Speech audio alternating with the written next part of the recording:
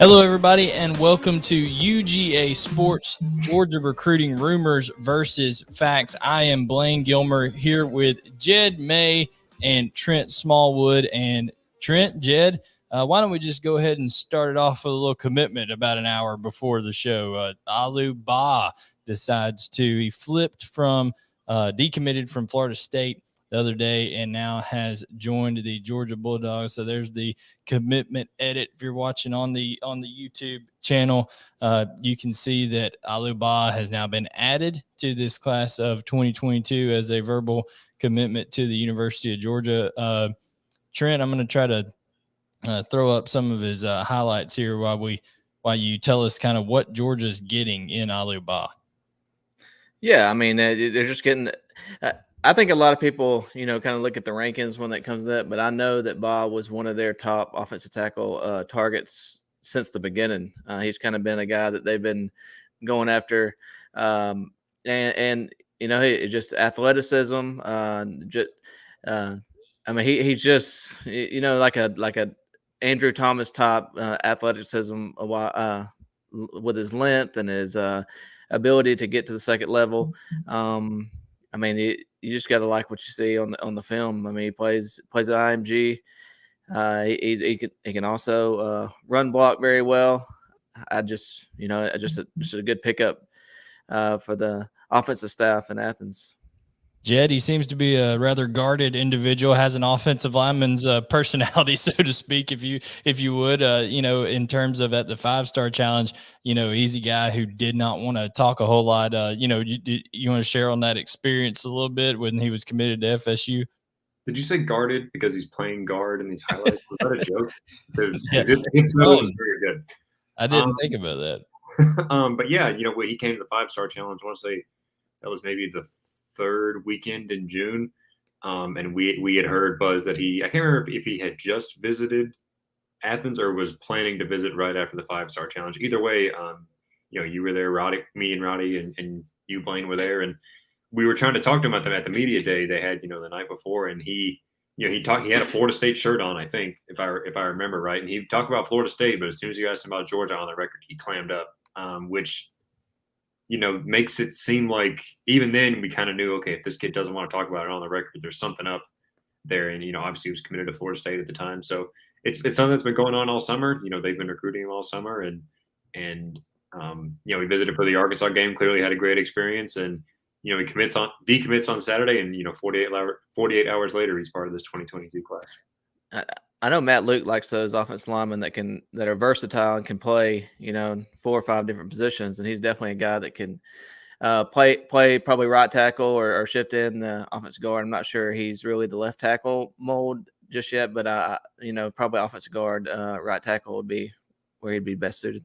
Yeah, I mean, and Georgia has a ton of tackles on this roster, but what they know they're going to have to do going forward is cross train these guys, right? So you have a guy like Dylan Fairchild. He's played both positions in high school. There's lots of guys that have played different positions. So a Clay Webb on the inside, he cross trains between center and guard, right, as a reserve offensive lineman. So there's different guys like that. That Jamari Sawyer has played both positions during his Xavier career. Xavier Truss. He in fact spelled it, I think, at guard during the game, right? On Saturday. So it shows up, that offensive line depth shows up for Georgia.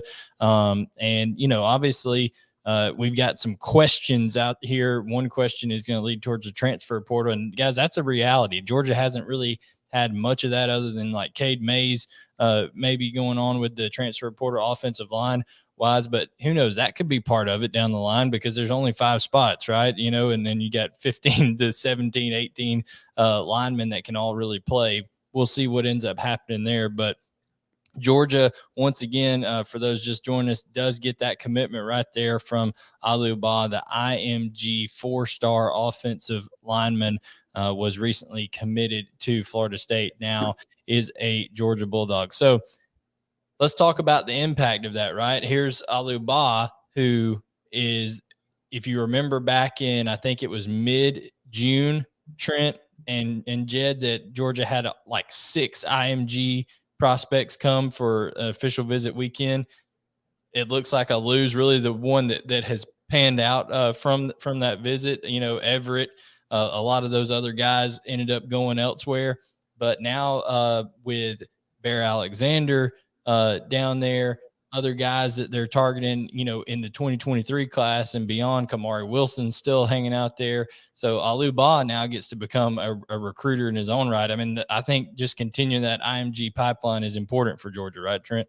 Yeah, definitely. And, especially with the state of the Florida football basically being down, Georgia got a chance to build a big pipeline there and start landing these guys year in and year out. And I know that, landing a guy like Bond and maybe Bear hadn't been there as long, but just getting your foot in the door over there and just landing a couple of prospects. You had Nolan Smith from there. You had several others from there. Robert Bill was there for some time. You got your foot in the door, and then now just to see that continuing on for the years to come. And did you say Marlon Dean? Because Marlon Dean, in fact, went from Elbert County down to IMG last year and ended up. So I mean, it's Warren Brinson as well. So yeah, there's a lot of guys. So Aliou Bah commits to Georgia, like we said, and now we're also going to talk about, before we get to questions, some of the visitors that were there. Jed, you and I were standing there in the end zone. We're watching guys come down. You're kind of like my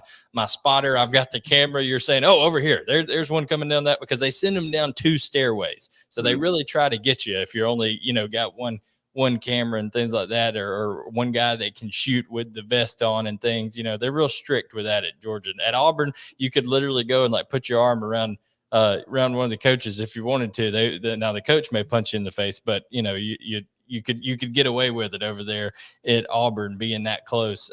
So Jed, just tell people some of the guys you saw coming down that staircase heading down to the field in Athens that we were able to take photos of and catch up with this weekend.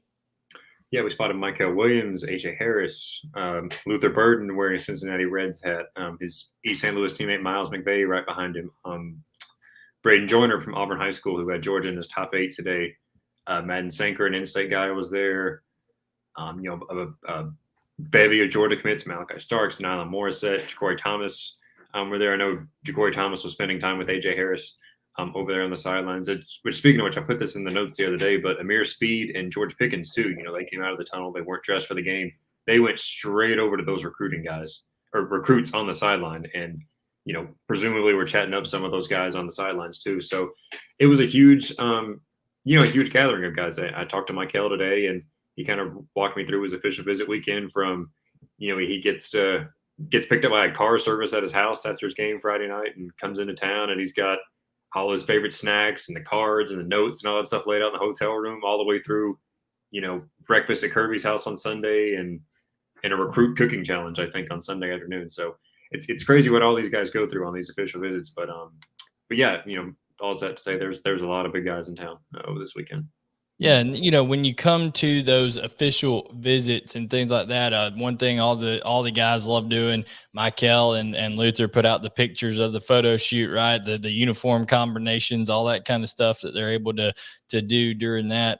Speaking of, guys who maybe he wasn't there for an official, but he was there, big time prospect, like you probably mentioned, Jaheim Singletary out there. And Jaheim is a guy who our Rivals correspondent, national director Adam Gorney caught up with. He said that he already feels like he is a Georgia Bulldog, like how he was being treated like that. Trent, if this class is able to include a Jaheim Singletary in the secondary, with what Georgia could potentially be losing at the back end. I know Jaheim's a corner, and they're probably going to end up losing more at the safety position, but they will probably lose a corner with Darren Kendrick being out of eligibility. So what does that just do if Georgia's able to complete that there, with it looking like Miami and Ohio State fading? Yeah, and I think he said, Georgia, I guess Florida and Miami are the 3 teams kind of sticking out there. But, you got to like Georgia's chances here. And you just looking at a secondary with Malachi Starks, Singletary, maybe Kamari Wilson added, and then you still have your guys that are committed, Marquise Groves Killebrew. You're looking at a phenomenal, probably the best secondary class that Kirby has that landed, and that's not even including Humphreys, Julian Humphrey. So, I mean, you're looking at a class that could be special at defensive back, and a lot of guys that could possibly come in and play year one when the depth's down at safety. Amir Smith, not Amir Speed, but Keely Ringo will be back at corner, but you're gonna have some corner positions open. You're going to have some spots open, and you're going to have a talented freshman class coming in of recruits that are hungry to take over. Yeah, and I've threw this graphic up on the screen because I've got to update where move Aliou Bah over to commits and Oscar Delp over to commits. But you see right here, I mean, they're now at 19 commitments, and the class is rapidly going to be growing. We anticipate in the next week to 2 weeks, a lot of momentum, it seems like, for this Georgia football team. And I think it just shows, Jed, the power of Georgia being able to have full-fledged on-campus recruiting once again, and also having a season where their product on the field is just vastly outshining, not in one game, but in a full-blown trend, just superior to everyone else in the country at this point. Yeah, and that's something we've talked about, on the show a couple of times, just the meticulous detail that goes into these visits. Like I said, I'm sure Kirby had, measuring cups full of, a specific amount of eggs and all that kind of stuff when those guys were over there on Sunday morning. But it's one of those things, you get those guys on campus, and the little details, like Michael Williams told me, the people at Georgia had him fill out a questionnaire with all his favorite snacks and stuff. That was in the hotel room. Just all that little kind of stuff that all adds up. To a great experience for these guys, especially on the official visits with the pictures and all that kind of stuff. And then, yeah, like you mentioned, the product on the field. And I think we mentioned this last week. Bear Alexander has seen Georgia play 2 top 10 opponents, and the defense has given up 3 points in those games. When you've got guys like that, let alone the tight ends, the Pierce Spurlins, the Oscar Delps that are seeing what they're doing on offense, everything's really working together to appeal to a lot of different guys at a lot of different positions right now.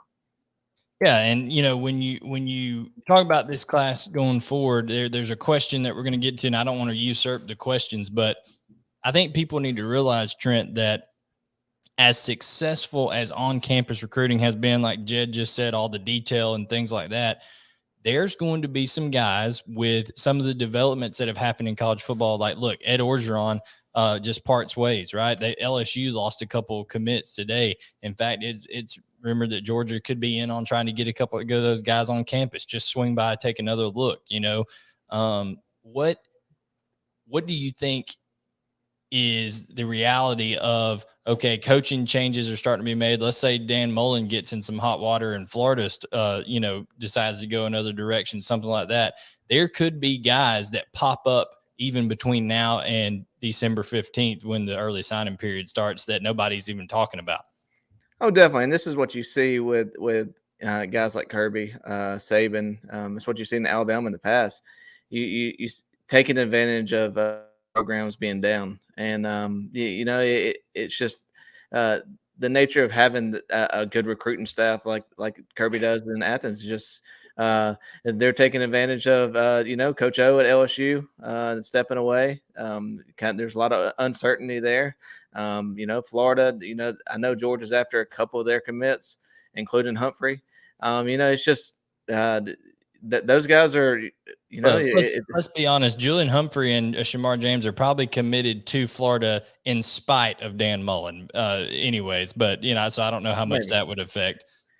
Yeah, but but it's still, if you lose, you're likely going to, at worst case, you're likely going to lose Todd Grantham. I've been years, and he might still be around, but you're likely to lose Todd Grantham. It's relationships there, and that's a chance for somebody else to come in, build those relationships, and take advantage of it. And that's what Kirby and his staff does, and that's what they really missed last year with the in-person visits, that not being able to build those relationships, with the family and the kid, and they're getting that opportunity this year, and they're taking full advantage of it.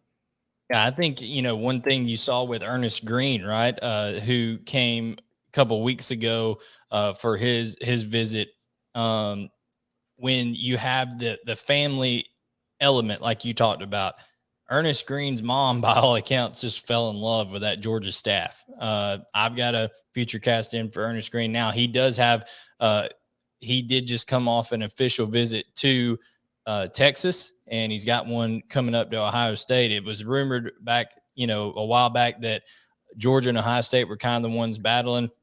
Adam Gorney's very close to that situation over there. He's been keeping us updated. Feels like Georgia's the front runner right now, but Jed, it seems like whether it's Todd Hartley or Dan Lanning or Matt Luke, you hear all these guys, these prospects and their families talk about the family element of it. And I know a lot of programs say it, but it seems to be a really true big priority at the University of Georgia. Right. I mean, when I talked to Oscar Delp last week, 5 days ago, whatever, that was the first thing he told me. I asked, well, what it was about Georgia. He said the family environment. Todd Hartley recruited his mom, his dad. I mean, his mom went to South Carolina. South Carolina was one of the obviously one of the schools pursuing him hard at the end, but those family connections to Georgia still, won her over. And obviously South Carolina's got a new staff and all those kinds of things. But, that runs strong. It's whether, let's say Georgia, let's live in a world where it's still running back you and Georgia's running for 300 yards a game. But Georgia still probably would have been in a good position to land Oscar Delp just because of the family connections and all those kind of things here. So it's like you said, that's what sticks out to most of these guys. And, it's like Oscar said, every school is going to have the nice facilities and the nicest, campuses and all that kind of stuff. But it's the relationships that really stick out for most of these guys. Yeah, and I think Georgia does a really good job of that. Before we get to the questions here, just wanted to say, we put out our hot board today, and there are guys, we had Aliou Bah there on the hot board. Of course, we feel like Jaheim Singletary coming off the visit there to Georgia this weekend. Georgia is in very good shape with the defensive back out of Jacksonville. Todd Hartley, as you were just talking about, really laid the foundation for that recruitment. And now Will Muschamp and Jamila Dye and Kirby Smart have all kind of made their way in there, I guess maybe midway through and even more so since he's decommitted from Ohio State. And they're heavily involved there. Of course, we've mentioned Michael Williams several times now. We've been thinking that if we could put a future cast in for a flip on the site, we would be putting that one in a long time ago. Feels more of a matter of when, not if, when that one. So Georgia building up a lot of momentum here, but I know we're going to get into that on the questions. Trent, you've been around for a lot of Georgia recruiting classes. I want to ask you specifically for when the 2017 season was going on, the last time Georgia was 7-0. Do you remember? And that ended up, I think, being Georgia's first number one class under Kirby Smart that year. How similar is this impact of the 7-0 record and how Georgia's performing to that year? I think it's a little different just for the simple fact that, the teams are a little different from, how they are performing on the field from that standpoint. I think they are better utilizing their offensive weapons this year, and I think that's really showing out in this class. From a tight end standpoint, it's not just the running back. It's not just, hey, we're running back you, we're O-line, OLU. You can look at it now and say, hey, look what we're doing the tight ends. Hey, look what we're doing down 6 receivers, and look what we're still doing in the passing game. I think this a little bit more, and also defensive line. Look what we're doing on defensive line. And in the past, it's been more linebackers, DBs, and I think it's becoming the whole roster now. I think it's more about filling out the whole roster with top-rated prospects. And before, it wasn't they wasn't necessarily landing some of the top guys at certain positions. So momentum-wise, it seems similar, but I think they're really hitting on some top guys at positions where they haven't done in the past, and I see that moving forward as they start putting these guys in the NFL and start having this productivity on the field. No doubt. I think it's going to be a humongous NFL draft this upcoming season. Daniel Jeremiah, who's maybe the leading draft analyst out there, put that he was watching tape of the Georgia defense on the way. He said draft all of them, take them all. So that is and then the Senior Bowl. What's his name? Jim Nagy right underneath it, he said they're going to need a bus to get them all down to the Senior Bowl in in Mobile this year. So 2 ringing endorsements. And I tweeted out, I said, Georgia should screenshot this and just send it to every recruit, because that's recruiting in itself. It definitely seems like you have the Jacoby Dean and Jordan Davis as the 2 guys that are talked about the most, really. But then it seems like a different guy stepping up every week. Quay Walker really played good last week. He really looked like a future, top draft pick. Then you have Lewis down on different weeks. Then you got the secondary, and I think there's just, besides the 2 that's going to show up every week, Channing Tindall, Devontae Wyatt, Trayvon Walker's had good games. It's just a 7, 8, 9, 10, 11 guys that can get drafted off this defense next year. And then also at the same time, that's opening up spots in this class to land these guys. And I think you're seeing a lot of these 5-star or higher rated 4-stars taking notice of that.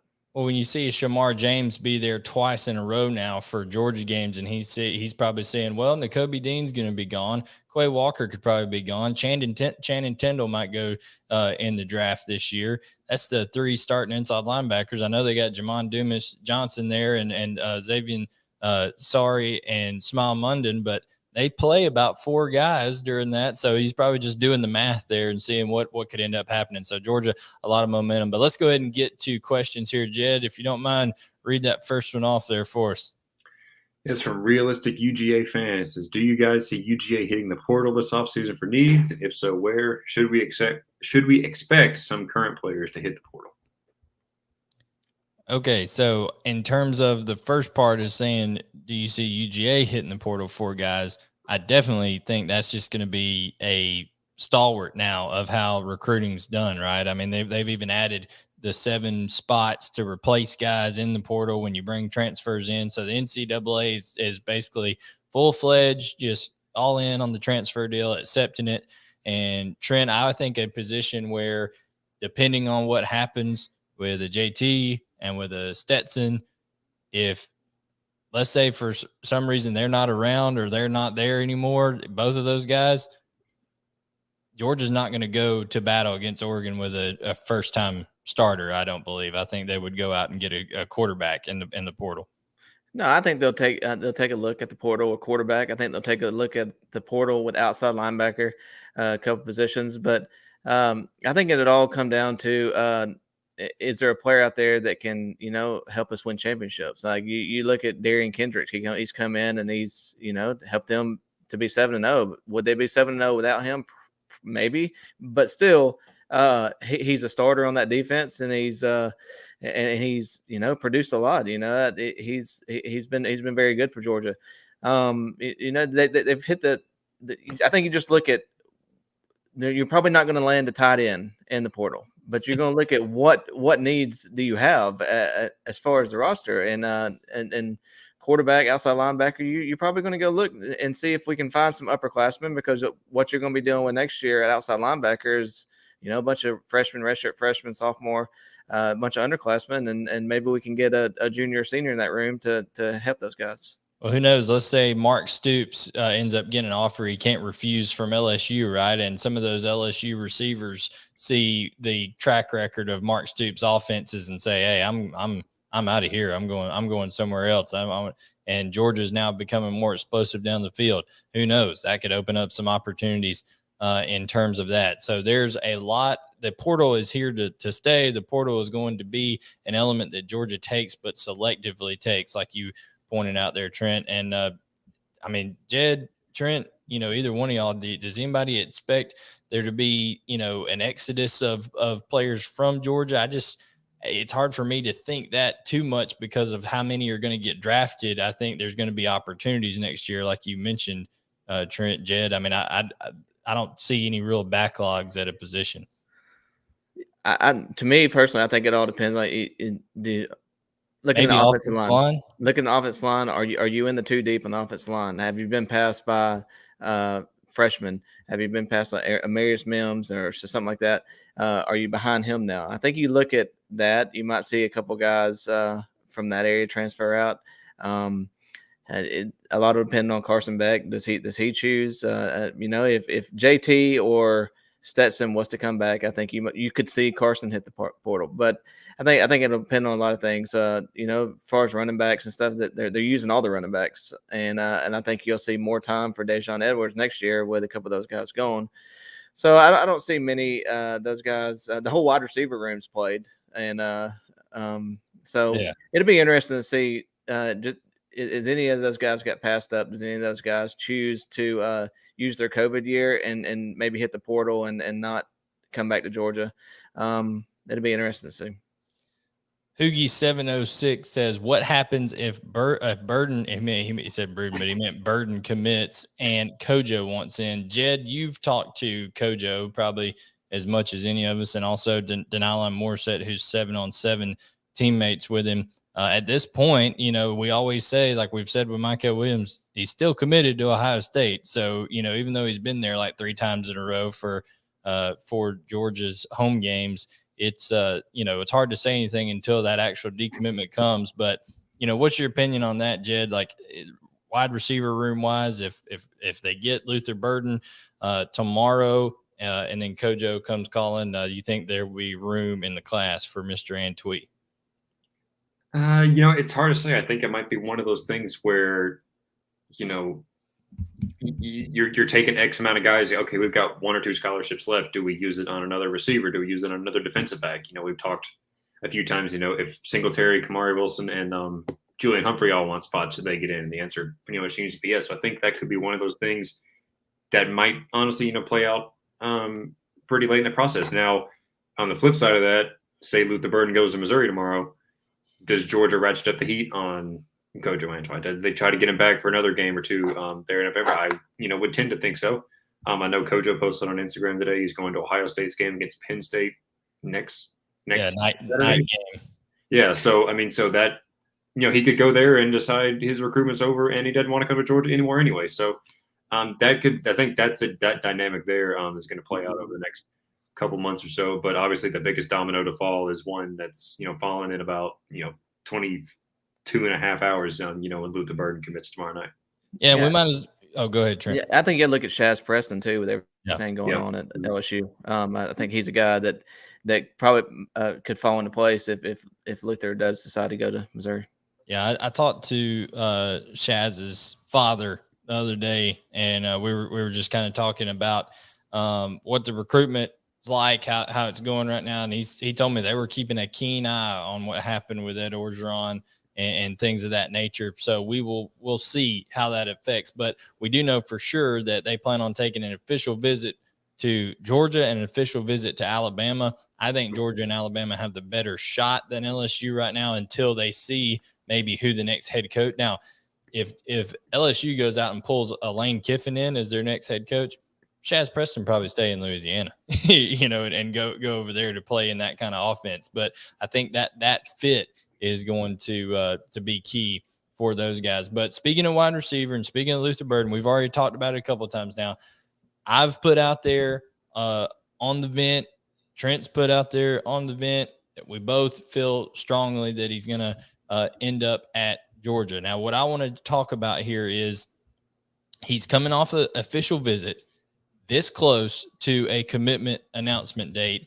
Georgia has been so good at the on-campus recruiting aspects of things that we talked about, Jed, we talked about Trent, and it's just hard for me to believe that Georgia, they rarely don't close on a deal this close when they get an official visit right there from a guy. So that's one reason I feel so strongly. Also, there's just too much smoke coming out from, Athens area and things like that. Lots of people around the situation to me to think there's not fire there. Trent, I'll let you share your thoughts on it. I know that this is a 18-year-old kid, 17, 18-year-old kid, and he could get back up there to close to Missouri. And who knows, there's some things that could go on and maybe change the last second deal. But I feel like right now, if I had to pick, the Georgia Bulldogs will be where he ends up. Yeah, I feel the same way. I've talked to a couple different sources and both of them have felt Georgia. But at the same time, you have the Missouri on the Missouri side that are still thinking those St. Louis ties and stuff like that are going to lead him to Missouri. I would say right now that all the smoke and everything that I've heard is around Georgia.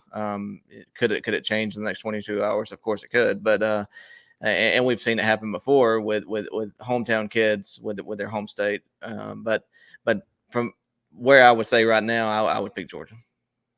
Yeah, and that would be just absolutely monumental for this class, because George Pickens, even though the crazy, I'm not saying crazy because it was David, but David Pollock threw out a something on the radio the other day, had people saying, oh, he thinks George Pickens could come back. I find it highly unlikely that George Pickens could come back for another year. I think he's probably gone to the NFL, whether he plays this year at Georgia or not.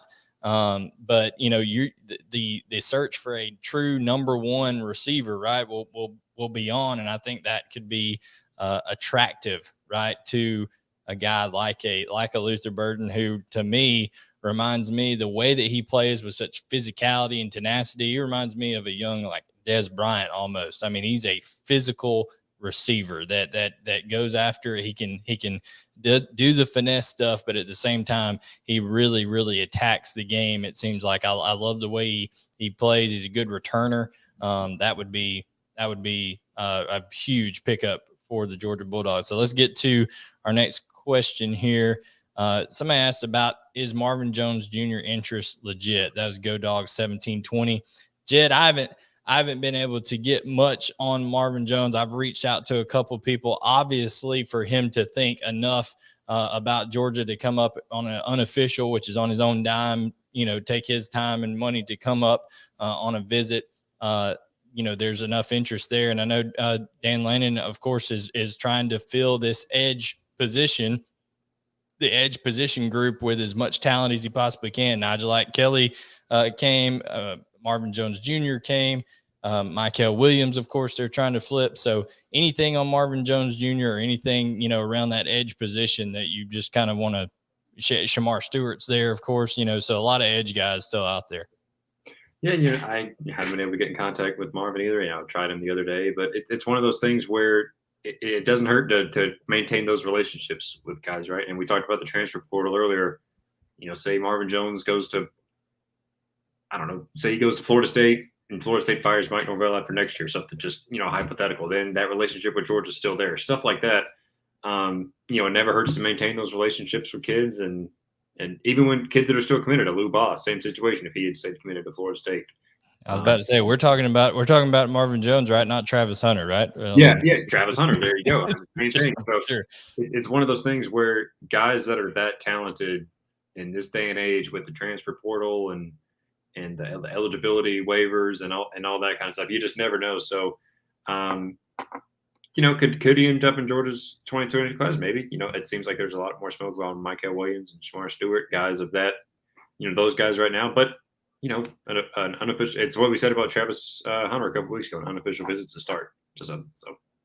No doubt. The more these guys visit and get on campus, especially in the environment that Georgia has, I feel like the better the chances for the Dogs with those guys. So now when we talk about DL prospects, Trent, Old Dog 05, how many DL guys do we take and who? Go Dogs. That's what Old Dog 05 said. So in the class right now, when you talk about, you got Tyree West, you've got Darius Smith, who's an edge player, of course, and they're really still searching for the big guy in the middle, right? They're still looking for whether it's a Bear Alexander. Some people are saying that they're trying to get back in on Travis Shaw with all the mayhem going on up there in North Carolina, but I don't really see that very much at all. But I think Bear would be the bigger one. There's Sean Washington out there who's got some buzz around him in the University of Georgia. What do you think ends up being the total number of DL? And I guess, what do you consider DL? I think you'll probably see two more. I could see two more. They might get to three. It just depends on what guys they can get, and a lot will come down to that best available at the very end. They're not going to turn down if Travis Shaw wanted to flip on Sunday, they're not going to turn him down because that would be one of those best available spots. But I think you look at two more. I think Bear and I think Christian Miller are two guys to look at. With the guys that you mentioned, Sean, and will they get back in on Travis? As far as edge, Jack is kind of, maybe considered defensive end. I think Michael Williams could be a guy that could play both spots. And Jed, he told you in the interview you did with him today that he viewed himself as like Trayvon Walker, who's more of kind of a hybrid edge defensive line guy for them. Yeah, he told me when I went and saw him a couple of weeks ago, that's what the coaches had told him, that he's a mix of Adam Anderson and Trayvon Walker, which is funny because when I looked at their measurements on the roster, his weight is almost exactly in between the two. But I asked him again today, do you see that in yourself? And he's like, yeah, I think I'm a little bit more like a Trayvon Walker, which just looking at him physically, he looks more like a Trayvon Walker than an Adam Anderson. So, a mixture of Trayvon and Adam is very significant. Yeah, but yeah, I can see him playing. Georgia plays a lot of nickel, so you see him playing maybe that 5 tech is a defensive end. If they go to their 3-4, maybe on the edge as a nickel. Yeah, a lot of similarities to what Malik Herron and Trayvon Walker were. Yeah, so I mean, I think that, like you said, they'll probably end up with a couple more guys. CJ Madden is a guy who is technically an outside linebacker edge type guy, but he with his weight, he could even add a little bit more weight, move into the inside, play some true defensive end, some head up 4 technique, and some of their odd fronts there. Shamar could do it as well. Yeah, Shamar, 275 pounds. So, but I think the ones that they're closest with right now are Bear Alexander and Christian Miller. Those are the guys that I would put the closest to join in the defensive line. And I saw Darius Smith there on the, coming from the sideline back up into the stands, and the amount of length that guy has, his arms, and you went and saw him play, Jed. Mm-hmm. In person, Darius Smith is somebody that I think gets overlooked a lot in this class. Yeah, I mean, he watching him play against Tift County. I mean, he wreaked havoc. I mean, coming up, he plays defensive end for them down there in Appling County, but obviously would be more of that's a guy that looks more like Adam Anderson than Michael Williams does, just with the length and the athleticism off the edge. He looks real, and like you said, just long and lanky, and if he adds a little bit more weight and keeps that athleticism, he's going to be a terror off the edge again, kind of just like Adam Anderson is and has been. One of those guys when you don't bend over and you can still scratch your kneecaps. Yeah, exactly. Absolutely. So, Darius is going to be someone that that Georgia sees a lot in, and they went after him early. He was able to bring him on. So I think that Darius is a guy who is someone that will really blossom when he gets into, because he's a lanky guy right now, right? And he'll have that opportunity when it's amazing what these young men, when they get into a program where the nutrition is right, the weight room is off the charts, how much you look at how Adam Anderson's changed. I think he went from 215 pounds, and now he's pushing 240 and still able to run like a deer. So I mean, it's pretty crazy what they're able to do with these young men, and I think it's pretty impressive. Now we have a couple more questions here. This is from ZXB 140. Number one, after the dust settles, how many wide receivers do we take in this class, and who are they? So let's attack that one first, Trent. Obviously, they have Denylon Morissette. They have Dylan Bell. They have Cole Spear right now in this class. Luther Burden is scheduled to make his commitment, and it's, either Missouri or Georgia tomorrow. We both filled Georgia. That would be 4. And then we talked about Shaz Preston. I mean, do you think the number's 5? Do you like more around the 4 number? What do you think? I mean, I think if you could land those 2, you would take 5. And I think it all comes down to a numbers game at the end, best available. I think the plan probably is to take 4, but I think they would take 5 with the right 5. And if you end up flipping Travis Hunter, you're really taking another receiver, because I don't care what anybody says. He's athletic enough where they're going to line him up out there at receiver some. I mean, he'd be a guy that you'd see on punt return, kick return, line up at receiver some, probably play a lot of corner. I mean, just anywhere you want to put him on the field, he's gonna be dang good at it. Yeah, I mean, he's, in my mind, he's a Champ Bailey-esque prospect. Like, he's that kind of athlete, that kind of generational talent. What positions on defense do you see Georgia taking a portal guy for next year? So, really, when you look at that, you got to look at, okay, what position are they going to be decimated the most at? Safety is one that they're going to lose guys because of eligibility. And if Lewis Seen goes pro, and then inside linebacker, we've already talked about that with Quay Walker, Channing Tindall, Nakobe Dean, all likely, going pro. That's 6-7 guys right there. I could see safety being a position that they go out into the portal and get somebody at, and potentially inside linebacker as well. Maybe interior defensive line. Yeah, I could see them taking really any spot on the defense. Maybe besides, I think there is a where they get a bunch of youth at, and it's up and coming position. But with the amount of players that they're going to lose in this draft and to graduation, I really could see any position on defense. If it's the impact guy that can come in and make an impact, like a Kendrick or, at any position on the defense, inside linebacker, outside linebacker, defensive line, safety, like you said. I think Georgia's going to go look, see if they can find an impact guy that's going to help them win championships, and if they can, then they'll bring him in no matter what position he is, really. Yeah, and then we've got one more question here from Rock C82. Do we have a shot? Georgia have a shot at landing Jacoby Matthews. I'm going to share my screen real quick here just to show everybody Jacoby Matthews' profile here.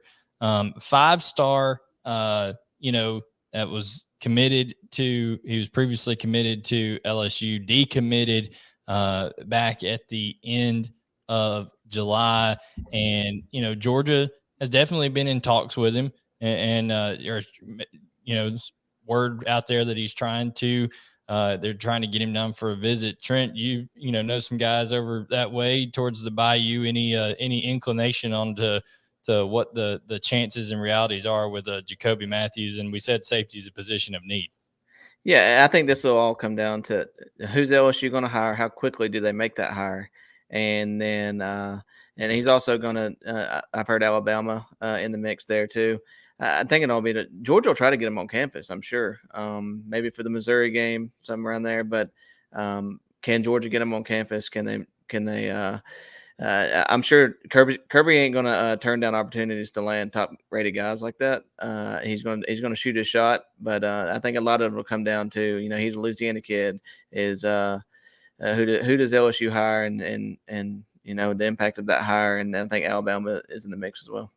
No doubt. And I wanted to note, I've had a couple of prospects and their parents tell me, and I posted on the Vault the other day, that when it comes down to it, Georgia, if you haven't already made your official visit by the Kentucky game, right, that the rumor that I was hearing from prospects and some of the prospects family is they're actually encouraging some of these guys to take their official after the SEC championship game. So that's 11 days between the SEC championship and the early signing period on December 15th, because they just get so much more time to spend with them and things like that. And Jed, when you talk about, get the game day experience when they had the 12 o'clock noon kickoff, the Georgia coaches actually talked about how much they loved having that noon kickoff on the post conference. Kirby did, because then he got to go spend time with recruits, have a long, afternoon to watch games and stuff like that with recruits and all that. So, having literally no games, just getting prepared for whatever bowl game is after the SEC championship game, that could be a huge factor for Georgia. Yeah, exactly. It's like you said, think about those night games. You're spending all day, I'm not a coach. I don't know that, the coaches usually, the guys I've talked to say the coaches come by the recruiting lounge for a minute, say hi to the guys. Michael Williams told me Dan Lanning actually went over the call sheet with him before the Kentucky game the other day. But, it only makes sense, right? When the game's over at 3:30, coaches are out of the locker room by 4, and then you've got the rest of the afternoon to spend with those guys, which is really important for those guys that are on unofficial visits that may be going back to Athens or leaving Athens on Saturday night. Just to get, those official visit guys, they're in town until Sunday, but unofficial guys might be heading out of town. So it's huge. And I believe, correct me if I'm wrong, but the weekend of the SEC championship, the playoff selection show is like 10 days after that. Right? Usually the playoff selection show is that day is the day of the championship games.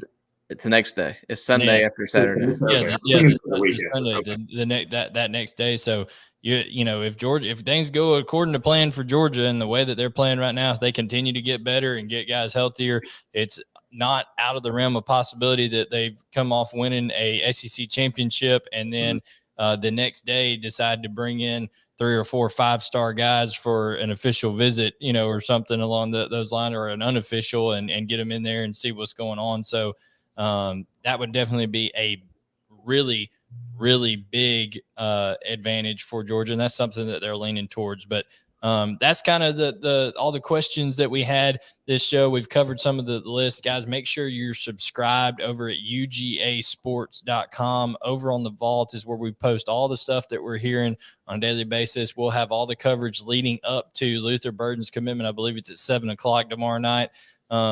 Jed, anything coming up this week? I know you have kind of weekly pieces and stuff that you put out. Anything coming up for them that they'll want to see over there? Yeah, we'll have the recruiting leaderboard at some point. I'm planning on, with the bye week, I'm planning on making a trip down to IMG Academy, talk to all those guys out there, newest commit, Aliou Bah, Bear Alexander, Kamari Wilson's down there, B2023 guys. So be on the lookout for that stuff this week. And, maybe by the end of the week, Georgia could have added 2 or 3 more commits, based on everything we're hearing right now. So it'll be a busy week, for everybody on this screen right now. No doubt. Trent, you got anything before we close it up?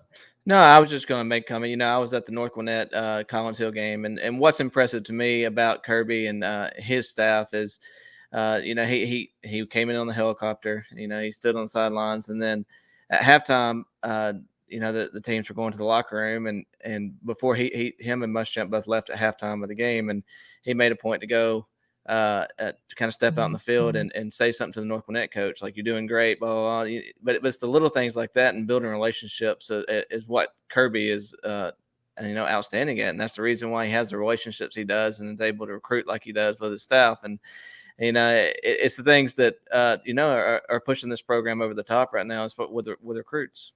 Yeah, Bobby Duncan puts a little tidbit out here from watching on YouTube. He said Travis Hunter is next. I don't know if he's next in line, but Florida State had a bye week this past Saturday. Mike Norvell did not make the trip on Thursday night game, but who did? Kirby Smart. That's a good point there. I mean, who knows if little stuff like that sticks in the mind of these recruits. But like you said, Trent, it is those small things that Kirby and Muschamp seem to do, and I think people can't overestimate or underestimate, either way you want to look at it, how much Will Muschamp has meant to this staff, and especially being on the field role when it comes to guys like Jaheim Singletary, when it comes to guys like Kamari Wilson, all these defensive backs in particularly.